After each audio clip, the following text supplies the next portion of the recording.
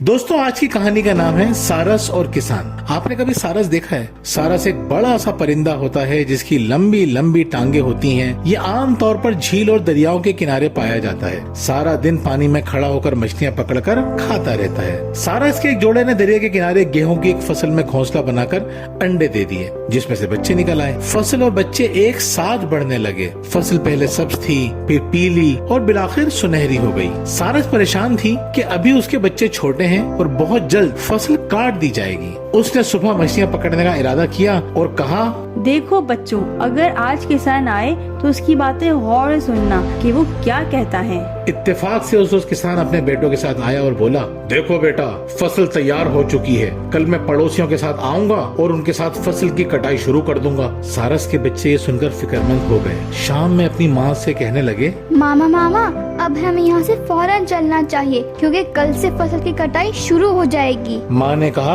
अभी उसे कटने में देर है, तुम परेशान ना हो। यही हुआ। कई दिन गुजर गए और फसल काटने कोई नहीं आया। फिर एक दिन किसान अपने बेटों के साथ दोबारा आया और फसल देखकर बोला, अब फसल मुकम्मल तौर पर तैयार हो गई है। कल मैं अपने भाइयों के साथ आऊंगा और कटाई शुरू कर दूंगा। बच्चे ये सब सुन रहे थे, बहुत ज्यादा डर गए। जैसे ही माँ को देखा, फौरन भागते हुए आए और पूरी कहानी सुना दी। सारस बोली, अभी तुम लोगों को डरने की जरूरत नहीं है, अभी वो लोग नहीं आएंगे, इसलिए फिक्रमंद नहीं हो। इस बार भी ऐसा ही हुआ। कोई भी फसल काटने नहीं आया। 3 दिन बाद किसान अपने बेटों के साथ एक मर्तबा फिर आया और फसल देखकर बोला, फसल तैयार हो चुकी है और अब तो इसके दाने भी गिरने लगे हैं। अगर अब भी इन्हें नहीं काटा तो सारी फसल बर्बाद हो जाएगी। कल हम आएंगे और खुद काटना शुरू कर देंगे। शाम में सारस आई तो सारस के बच्चों ने जब ये बात अपनी माँ को बताई तो माँ ने कहा, सुबह होते ही यहाँ चलने की तैयारी करो क्योंकि ये जगह अब खतरे से खाली नहीं है। किसान समझ गया है, अपने काम करने के लिए दूसरे पे भरोसा करना नहीं चाहिए। अगले दिन जब सूरज निकल रहा था तो एक तरफ से सारस का खानदान खेत छोड़कर जा रहा था तो दूसरी तरफ से किसान अपने बेटों के साथ फसल काटने आ रहा था। प्यारे बच्चों, जो लोग अपने काम के लिए दूसरों के आसरे पर रहते हैं, उनके काम हमेशा अधूरे रह जाते हैं, और जिनके काम अधूरे रहते हैं उन्हें जगह जगह बेइज्जती और शर्मिंदगी का सामना करना पड़ता है। जो शख्स अपना वक्त जाया करता है वो कभी भी